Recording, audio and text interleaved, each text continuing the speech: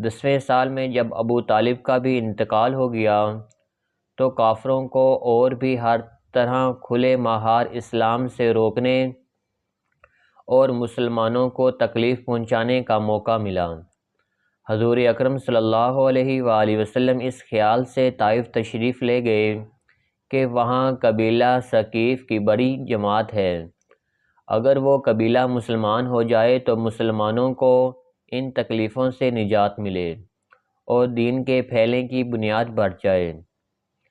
وہاں پہنچ کر قبیلہ کے 3 سرداروں سے جو بڑے درجے کے سمجھے جاتے تھے گفتگو فرمائی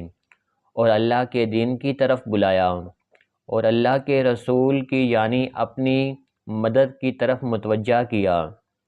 مگر ان لوگوں نے بجائے اس کے کہ دین کی بات کو قبول کرتے یا کم سے کم عرب کی مشہور